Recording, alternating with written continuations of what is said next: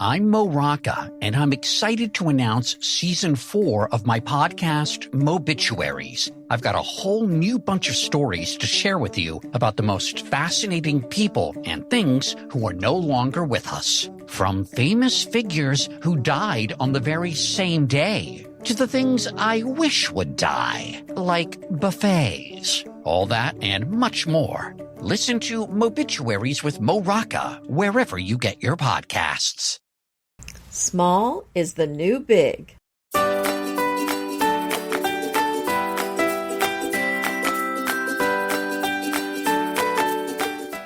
I'm Anita Joyce here with Kelly Wilkness, and this is Decorating Tips and Tricks. Today's episode is Downsize Without Regret.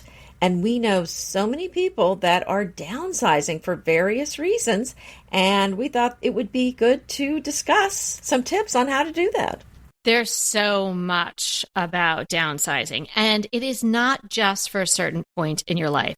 It is for everyone, no matter what stage you are in your life, because we all suffer now from overabundance. It's just too much. We have too much stuff, and that stuff weighs on you. So no matter whether you're at a point in your life where you don't need the size house you used to, you may just want to think about downsizing no matter what point you are in your life. Well, it's so interesting when you think about having a smaller space. Yes, you have less room for stuff, but think about it. Less to maintain, less stuff that you need to buy for your space, smaller utility bills. It's easier to find things. It's just kind of less stress. I mean, I'm just thinking about even cleaning. Those baseboards. Those baseboards. No, well, I got my baseboard buddy. You're okay. You know, it's some law. It's not Murphy's Law, but it's a law where that work assigned to employees tends to fill up the time given to the employee to finish the work. Mm-hmm. Yes. And it's the same way with stuff in your house. The bigger your house is, the more stuff. You're just going to end up filling up all the closets. Yeah, people are amazed that they do that. So I wouldn't worry that, all my stuff's not going to fit in a smaller house. You have all that stuff because you had space for it. And downsizing has certainly been a trend in the last maybe 8-10 years. You don't have to look any further than the tiny house craze to see that that is absolutely true. There was a point in time where these mega houses were going up, and I think a lot of people were evaluating themselves and maybe their neighbors by the amount of square footage they had. And that is unhealthy on so many levels. So I really applaud the whole trend of downsizing, making your home more manageable, using all the space you have. If people are listening and they have space in their homes that they don't use at all, try to find a way to use it. It's kind of bad juju not to be using all the rooms in your home. You should be getting in there. Go in there and read a book if you're not in there on a regular basis. And if you find that you have a lot of space that you're not using, maybe you want to consider downsizing. And we have so many great tips and ideas for you today. Kind of what you're saying, too. We have a study in this house, and I was always working at that large computer. And when I finally got a pretty fast gaming computer that's a laptop that was fast enough to do all the stuff I needed to do, I really don't sit at the big computer anymore. So I really don't need a study anymore. And we used to do a lot of entertaining where it was nice to have a dining room and a breakfast room and the stools in the kitchen. But, you know, we don't do it a lot anymore. So really one seating area is enough for us. So you can go down to a smaller space if that's something that you want to do. Yeah, and you just have to really be thoughtful about how you use the space. Tiny homes are probably not realistic for most people, but less space used in a more productive way is a really great way to live. As Anita mentioned earlier, you have less responsibility, less to care for, less cost, and it takes less time. And what do you get more of? What's the positive? Oh, you get more freedom. You get more flexibility. More time. More time, and you get more money for other things. That's right. Like if your house needs to be painted and you're doing it or you're paying someone to do it, it's going to be less expense, less time if the house is smaller. Things like that. Or if you want a house with lots of details, it's a lot more affordable to have it in a smaller house than a really large one. So I think there's a lot to be said for a smaller house, and I'd certainly be interested in moving to a smaller place. I'm down with that. You're down with downsizing. I love it. So the mores sound pretty good to me. And I like what you just said about if you want a home with a lot of detail. And we don't necessarily mean gingerbread like I happen to have because I have a Victorian, but all kinds of great detail. Maybe more expensive wallpaper, maybe more expensive molding. Maybe you finally get the floor that was salvaged from a barn in Vermont. Whatever you're into, you can probably get more of that. And again, another more if you're in a smaller space. I would prefer to have a home that's on a smaller scale, but it's done just the way I want it. Or, close enough, as close as you can get within the budget. Exactly. And I'm even thinking like if you wanted to wallpaper your bathrooms, they're going to be smaller or you're going to have fewer of them. So I think we've covered why you might want to do this. I think let's talk about kind of how you do it now, because I think there's kind of how are you going to downsize your stuff, and then how do you work with a space that's smaller? What's your first tip, Kelly? Well, in a not so big house, if you're in a bigger house now, or if you're in a house that just is too big for your needs right now, or too big for the amount of time that you're willing to put into it, think about moving to a space that's 1/3 smaller. Half as big is probably a little too dramatic. Most people can shave off 1/3. In preparation for this episode, I listened to a really interesting TEDx talk about just this by an architect. Studies show, or at least their research showed, that most people don't even really notice if 1/3 of their square footage is shaved off when they downsize. So that's just a general number to keep in mind. If you are, in fact, in the market for looking around for homes, you can see what the square footage is, slice 1/3 off, and you could start looking at homes in that range, because most people don't even feel the impact of that. Oh, I like that idea. And if you're bold, you could do more than that. But I agree with you. I was afraid you were saying going down to 1/8.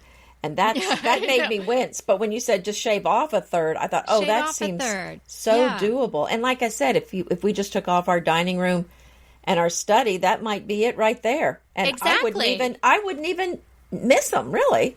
Yeah, absolutely. So I think that's a great thing to think about. Well, once you have selected the house, you're going to have to kind of think about how much space you have. Before you even think about what you might be getting rid of, I think you really need to look at what you're working with. And so I would do that drawing on the paper of the space that you have and of all your pieces to see what's going to fit and where. And this is really not something that I would skip. I think it's very important to make sure you know exactly where everything's going, because you don't want to pay movers to move stuff that are just not going to work in your new house. So I think that's something to keep in mind. You can do it on paper or you can do it digitally, but I think that's a very important step. And then once you have that, then you can kind of go into what things you're going to get rid of. And the magic of a smaller house, although you've got the less square footage, as we've discussed, it can actually feel bigger and more spacious because you're using all of the rooms, you're using all of the areas. And so your spaces feel like they have substance. You're occupying them. They have purpose rather than just having extraneous guest rooms, or in Anita's case now, a study that they're really not using. So you're looking for quality over quantity.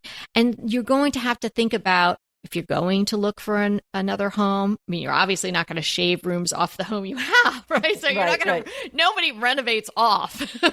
Exactly. Most of the time, you're not removing anything.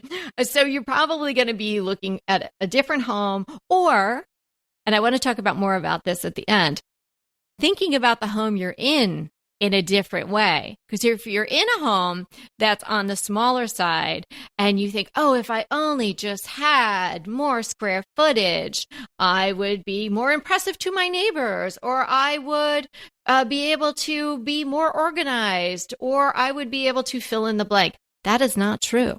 So be happy where you are, but we'll talk a little bit more about that at the end. But if you're moving to a smaller home, think about how you're going to flow through the space. Anita just gave you some great tips about the furniture or pieces that you might be taking with you, but really analyze how the house is laid out and think about how you can maximize all the rooms. While you're doing that, try to think of ways to have multifunctional rooms. So maybe it's a study, but it's also a spare bedroom. Maybe the dining room is also your home office. I think there's a lot of ways to make one space work for more than one purpose, because usually you're not using it for both things at the same time. So I think that there's a lot of ways that you can, and a lot of times there's a bedroom that people have that's extra that nobody's in. There's your study right there. But also put a day bed in there, and then you can use it for both. The other thing I wanted to talk about, because as we're talking about downsizing, we really are probably going to be getting rid of stuff. I mean, I think that's part of this. And I really wanted to talk about that mindset of getting rid of stuff, because so many people, I think, have a really hard time letting go of things, and you're going to have to do that. It's just not all going to fit in this smaller space. And I've even had people ask me, how do you get rid of stuff? Because they know I'm a collector. But it's you can't hold on to everything so tightly like that. I think we really have to change the way we think about stuff and not hold on to things so tightly, because then this is going to be a very painful experience for you if you don't have the ability to let go of things. And I wanted to just mention 3 benefits that I always think about when I'm getting rid of stuff. The first one is the joy of giving some of my things to someone I know will love them. So if you do have some things to get rid of that you are having a hard time with, is there somebody that you know would adore having it? And the joy of giving it to someone who needs it, the joy of giving it to someone who appreciates it, that's no small thing. That's really something that's going to make you so happy. So I think that's something to keep in mind, that although you're not going to have the joy of owning it, you're going to have the joy of seeing someone else enjoy it. The second joy is the stuff that you sell. Ching ching, you're going to get cash for that, or find a way to get some cash for that. But so then that's that benefit. And then the third thing is just the decluttering of your house. So those are the 3 benefits that I always keep in mind when I'm getting rid of stuff. You're so right on all accounts. And it really is very important to be able to get a good perspective on the fact that it is just stuff. It's just things. And it can be very burdensome for people to have so many things. It's also just freeing not to have to worry about all that stuff and pack it up and drag it around with you and find another place for it. So I really do encourage you to take a hard look at your things, whether you're downsizing or not, and really consider whether or not those things are adding to your life or whether they just have become burden. I was with a client yesterday, right, Anita? We talked briefly, and I said, I can't talk loud. I'm walking into a client's house. We decided it was going to be ruthless with compassion. That was how I was going to approach her purging, because I helped her in her other house, and now she just brought all the stuff we never got rid of, and she brought it to this new house, and most of it's not working. So there was this particular very large framed print of some dogs, greeting card kind of dogs. Oh, my. Mm-hmm. This thing was big, like it could go over the back of a sofa. There was no way she was ever going to use this. I had it. I pull it away from her a little bit. She pull it back, and I said, "This is what I'm talking about. People have a hard time." I put it outside on the porch so we could move on to something else. I put it in my car, and I told her I would take it. And I walked into the thrift store with this under my arm, and the woman ran up to me and said, "Oh, I have to have that. I'm a dog sitter." Oh, my. This would be perfect for my house. Breathe it into the world, and it brought joy to someone almost immediately. It was crazy. Oh. Well, I found in going through the closet looking for something the other day, my father-in-law's diplomas framed in these big frames. And I'm thinking, well, okay, I think I know how these got in here. But I was like, I didn't know we still had those. So I set them in the discard pile. They were moved out of the discard pile. Didn't he go to Yale? Yes. Well, yes. It's a Yale PhD. I guess that's why. I don't know. But I'm like, it's not even your diploma. Worthwhile framing. It's not even your diploma. Like, why are we keeping this? So, but I kind of convinced people that if we just took it out, so it had to be kept. I said, okay, what about if we just take it out of the frame? And, so it's just kind of a a sheet of paper at that point, and you can kind of put it in a folder. Make it a scroll. You could tie it with a ribbon. Use one of your beautiful velvet ribbons in France.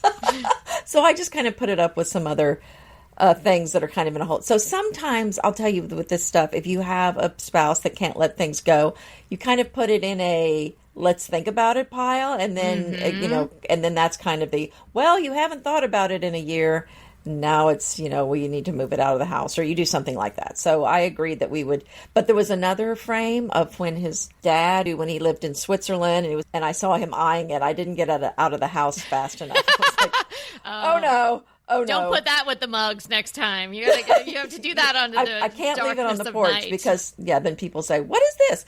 So when we're talking about this excess stuff, I think an important thing to do is to identify and have a plan for where you're going to sell these things and who you're going to give them to. Before we moved here, the house actually is it's the same size as our previous house, but because of the layout, all the furniture wasn't going to work. So I actually had to hire a moving truck that they filled. I mean, it's not one of those big ones, but it was pretty full of, that's how much stuff I got rid of. And they took it to a consignment store for me. And, I did quite well with that. That was a lot of cash that I was able to spend on some other things. So I mean, you did. Yeah. My parents did that too. Yeah. When they moved from their house in Florida to Georgia, they did that. It was great. So that's really, and I know that's another thing people get hung up on is they have a hard time finding someplace. So do some research, look for resale shops, consignment stores. If you can't find something, then there's always Craigslist. Right, but don't do what my client did and bring it all to your new house. Bad idea. So I think there is the stuff that you're ready to get rid of, but then there's that pile that you should get rid of, but you're not ready to. I think maybe keep that in a separate kind of holding space for when you are emotionally ready, because that stuff really does need to go.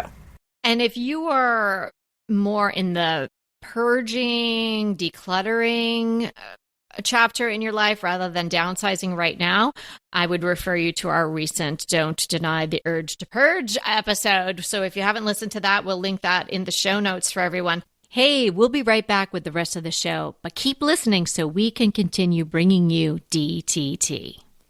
Pesto pork chops over Parmesan polenta. Not that easy to say, but oh so easy to make with Green Chef.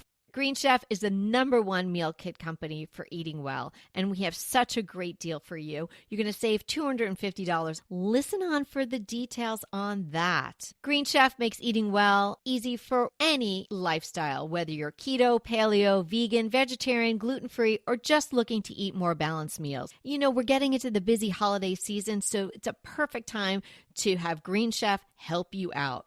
Let Green Chef take the work out of eating clean this holiday season with their chef-crafted, nutritionist-approved recipes featuring fresh ingredients and nothing artificial.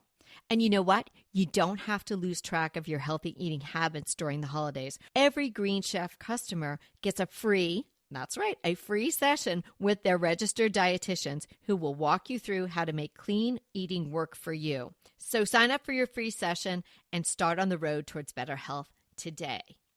And the deal I want to tell you about, visit greenchef.com/DTT250 and use the code DTT250 for $250 off your order. So that's greenchef.com/DTT250 and use the code DTT250 for $250 off your order. BritBox just keeps getting better. The new Archie is amazing. And it's not the comics. It's about Cary Grant. Archie is the brand new limited series starring Jason Isaacs as Archie Leach, the man who became Cary Grant. From the award-winning screenwriter of Philomena, Archie tells Grant's born in Britain, made in Hollywood story, the dramatic grit to glamour transformation that led him to become one of the most famous people in the world. You are going to absolutely love the acting, but also the styling, the outfits, the scenery. It's the first time his story has been told in collaboration with his daughter Jennifer Grant and ex-wife Diane Cannon. The performances from Jason Isaacs and the rest of the cast are amazing. and it's only available on BritBox. So sign up for BritBox today to stream Archie and other fan favorites from any device. And we have a special limited time offer for our U.S. and Canadian listeners. Get 50% off. Yes, that's 50% off your first month when you sign up for a monthly plan. But only if you go to BritBox.com and use our promotion code DTT at checkout. You're going to love Archie. So head over right now and get 50% off your first month of BritBox. Use the promotion code DTT at BritBox.com. Downsizing is such a great idea on so many levels. And as I mentioned when we first started, so many points in your life.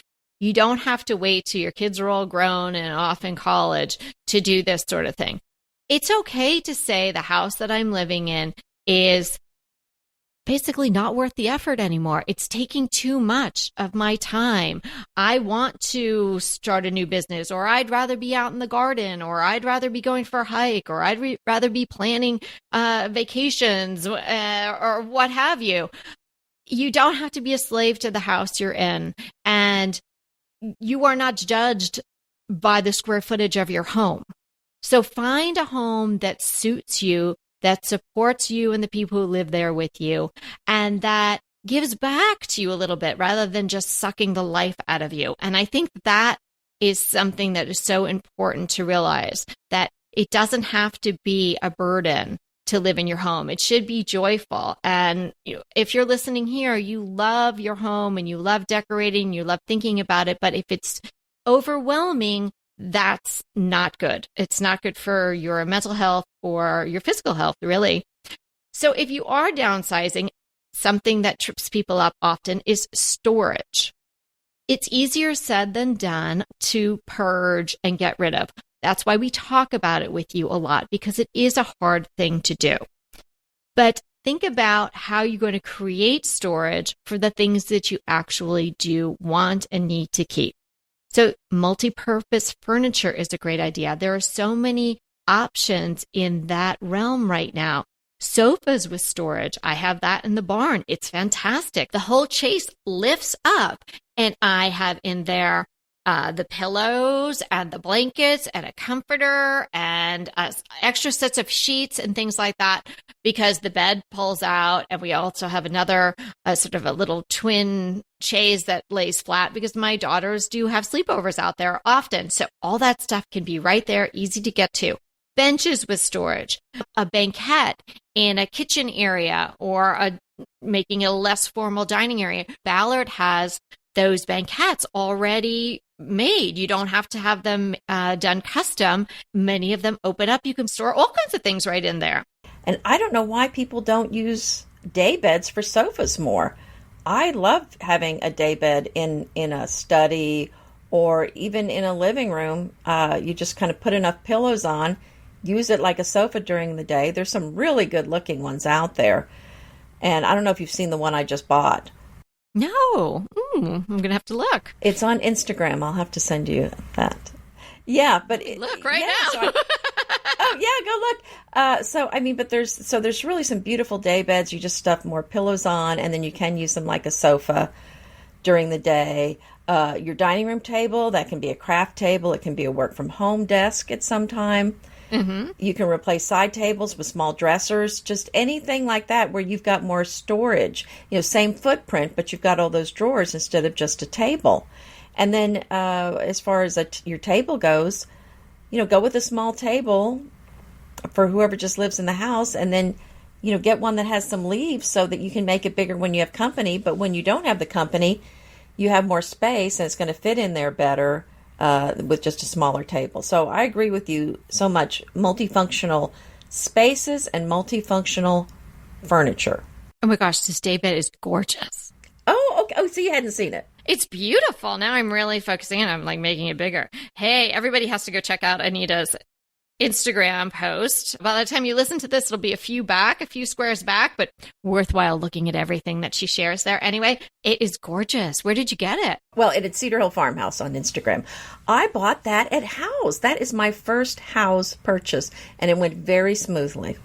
Yeah, I've never made a purchase through there anywhere, but that is gorgeous. And it does not look like, because if you conjure daybed in your mind, sometimes you think of those white iron ones that look really frilly, like maybe they could be in a little girl's room. This is gorgeous. Well, thanks. Yeah, it's wooden, and it's kind of a French Louis XVI. It's upholstered on the sides and the back. Yeah, really good looking. If you like collections, so I have a massive display of dishes in this house. And so I know we're not going to live here forever. So I've already started thinking about, what am I going to do when I go to a smaller space? And because it really will make me sad if I don't get to see my dishes. And if we have we have that little farmhouse out in the country, which is actually, I think, a third the size of this house. Oh, so there we go. Yes, okay, it's a third. perfect. I can do it, but it is smaller. But there's no place there for me to display my dishes. Well, I finally bought this little baker's rack, basically. So it's an étagère, like we talked about, right? Open shelving with a marble countertop. I've displayed my dishes on there, out there, and not only did that add, but it's not big, but I just was able to find a little nook to put that in. But it makes me so happy seeing my collection of dishes, and then it actually provided a lot more storage because those are the dishes that we use. So there's a lot of things you can do. I think even if you don't have as much space, I think find a way to display some of your favorite things. Because, and it sounds like such a silly thing, but just being able to look at my dishes in the room, I'm not kidding. It really makes me so happy. And it's silly. I don't think anyone listening, and certainly not your co-host, thinks that that's silly. It's so important to be surrounded by the things that you love. Certainly not as important to be surrounded by the people and the pets you love, but the stuff that you love is really important too.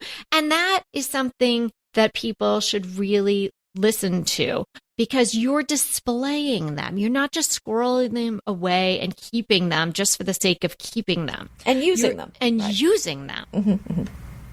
Right. So, I mean, so I think that's some value. You may feel like, oh, I'm losing all this stuff going to a smaller space. That's why I'm saying just make the effort to find some way to display those things that really are meaningful to you. It might be your favorite books, whatever it is. I think find a way to display those things, and maybe you need to get a bookcase in or something, but I think there's a way to do that.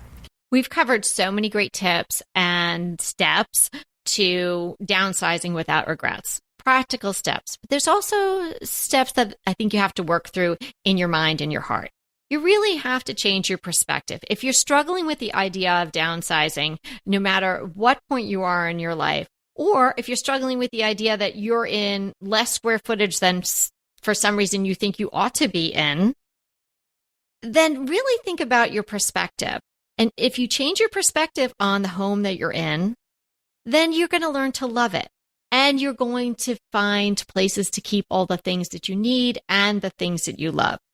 As Anita mentioned, if you have more space for storage, you will just fill it. But that doesn't necessarily mean you're filling it with things that are really making you feel good, really things that you even use or things that you will even need over time. So think about quality over quantity. Really consider the design and the layout of the home. Definitely work towards multi-purpose spaces. And think about the sense of shelter that a smaller home brings. Why does everybody go in the kitchen when you have a party, right? Because they all want to be together in a smaller space. There's something about a smaller space. Think about a cottage in the Cotswolds or a little cottage in Nantucket or just a small-sized home that's just so charming and inviting. There's something really fundamental about that feeling of home on a smaller scale. Well, and now that you brought that up, I have a friend who lives in a, 15,000 square foot house. I'm not really even sure. It's massive. And she came to my house a few years ago, and we drove through the neighborhood. And, my neighborhood's like yours. It's 100 years old. There's a lot of little bungalows from the early 1900s. And when she saw them, and I'm talking about houses that are about 1,000 square feet. When she saw those, she said, "Oh, I wish we lived in one of those." And I just looked at her. I said, "You're kidding, right?" She said, "No, it reminds me of my grandma's." She said, "I just love those." She goes, "I could just move in right now." Wow. That says a lot right there. So there you go. Yeah. Yeah. From a person who could be, I don't know, probably has an ice skating rink in her house and she wants to live in a little cottage. Yeah, pretty much. Love it. So what is the challenge step for today? Well, this is our DTT Living Room Challenge. So we're on step 8, measure and create a floor plan. So, now that you know your needs and wants, it's time to put these in a floor plan to see what's going to make the cut. So just like we talked about in our episode today, you're going to use some graph paper and a pen, or you're going to use an app. And this is how you're going to put your floor plan together and start moving your furniture pieces around and make sure they're going to work. If you're not planning on making many changes to the layout in your living room, you may not really need to do much. You might just be rearranging what you have, in which case just get some sliders and you can move them around. It really just kind of depends on how many changes you're planning to make to your living room. But definitely kind of work it out. If you're getting ready to buy something, I would definitely do this step first to make sure it's going to work well in your space. Or you can even cut out some craft paper the size of whatever chair or furniture or sofa you're going to use to make sure it's going to work in your space. So your deliverable is going to be a floor plan showing how you plan to use your space, and you're going to keep in mind the flow and make sure you know where all your furniture is going to go. So be sure you have all the measurements for any new pieces of furniture. Excellent. We're really moving along with this gorgeous living room. I'm excited to see everyone's living room, so please tag us. I'm My Soulful Home on Instagram, and Anita is Cedar Hill Farmhouse. We'd love to see what you're up to. What is our definition for today? Well, I think this would work for somebody who's downsizing. It is a linen press. That is a piece of furniture that's a cupboard with shelves for storing linen and clothes. Typically, they were used for linen mostly because in the old days, most of these tend to be antiques, but they have doors typically on the top, and when you open that, there's drawers there for clothing. And then the bottom typically has drawers that pull out that you can also put linens in. Now, I actually have an antique French linen press, and it has doors on the top and bottom, and then it has shelves inside. So they're not all the same, but often these tend to be large pieces, kind of like the size you would think of as an armoire, but they have the shelves already built in. Because now, sometimes you can buy an armoire and it has shelves, but typically that has been converted from hanging clothes to the shelves for storing folded things. Yeah, absolutely. There were a couple of armoires left here. Actually, one in the, I don't even know how the guys got it down the stairs. We put it out in the barn, and I use it for extra quilts and the outdoor pillows and whatnot. And we put shelves in it, and that was really useful. Good to know about the linen press. And then when you see, you think it's an armoire and you open it up, and now you'll know what it really is. That's great. Green Chef is a delicious delight any time of year, but especially during the holidays. What a wonderful vision to behold as the Green Chef boxes on your doorstep. Green Chef is the #1 meal kit for eating well. And it makes eating well so easy with plans to fit every lifestyle, whether you're keto, paleo, vegan, vegetarian, gluten-free, or just looking to eat a more balanced diet. So let Green Chef take the work out of eating clean this holiday season. And if you've got guests coming, shop Green Bundles. They're now available at the Green Market. It's your one-stop shop for nutritious grab-and-go breakfasts, including vegan options, brunch kits, wholesome lunches, ready-to-eat snacks, veggie sides, and more. You can feel your best this December and do your best with Green Chef because they offset 100% of the delivery emissions as well as 100% of the plastic in every box. Go to greenchef.com/60DTT and use the code 60DTT and get 60% off plus 20% off your next 2 months. greenchef.com/60DTT and use the code 60DTT to get 60% off plus 20% off your next 2 months. Go ahead, clean out your closet, then head straight to Quince. I love every item Quince offers, from wardrobe to decor, and I can really recommend their Ultra Stretch Super Wide Leg Pant at $49.90. The price is unbeatable, and the look is so flattering. It keeps you in on top and flares out of the bottom. Everything feels right with Quince. The price, the quality, and the sustainability. Quince offers a range of luxury wardrobe and home goods at prices within reach. And like Quince's clothing, their home goods are priced 50 to 80% less than similar brands. Quince only works with factories that use safe, ethical, and responsible manufacturing practices, along with premium fabrics and finishes. Once you've cleaned out your closet and refreshed with Quince, you can also add something to your home decor. So give your wardrobe and your home the refresh it needs with Quince. Go to quince.com/DTT to get free shipping and 365-day returns on your next order. That's Quince, QUINCE.com/DTT for free shipping and 365-day returns. Quince.com/DTT. And let me know how you love those pants. There you go. I want to hear your crush. It's not a thing. So maybe it's more like a tip. There is a new location company called Studio Hive, and they are actively looking for beautiful spaces all over the country to then promote to photographers and brands who may want to film in your location. So it's super easy to sign up. I did. They approached me on Instagram. And as some of you may know, we have had our fair share of filming at this house.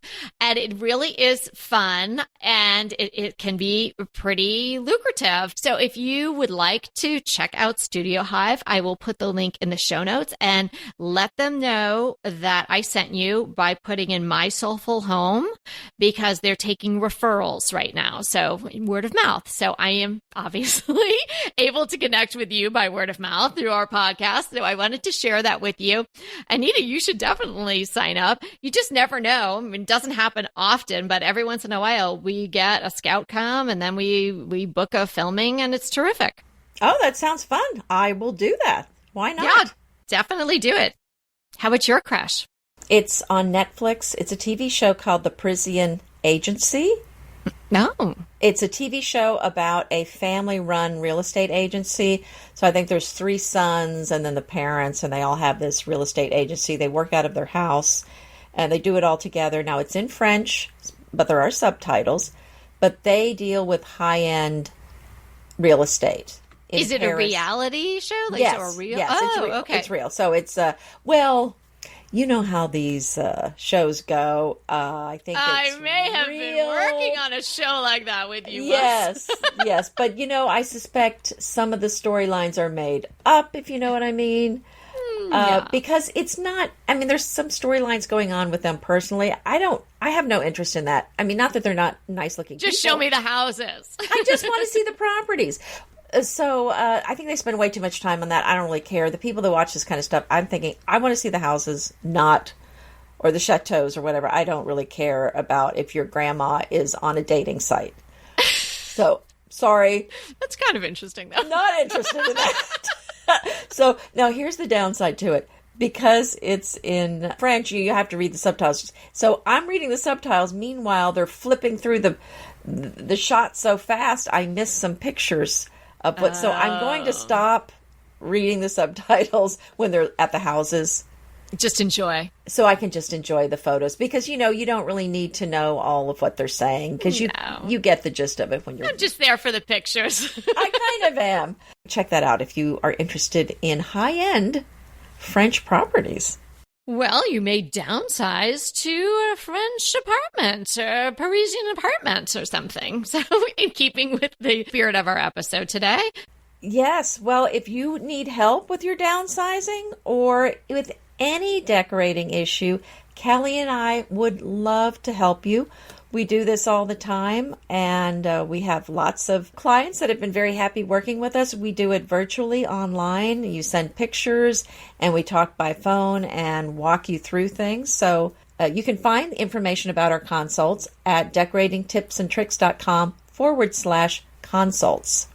Thanks so much for hanging out with us today. And remember, we are here to inspire you to create a beautiful home.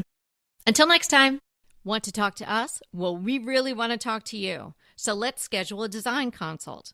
Anita and I are here to give you individualized, actionable advice on how to create the beautiful home you want and deserve. It's so easy to schedule a design consult with us. Simply click the link in the show notes or head to decoratingtipsandtricks.com/consult. When we talk to you on the scheduled time, we will be ready with so many great tips, advice, and yes, tricks. So sign up today for a design consult. We can't wait to talk to you.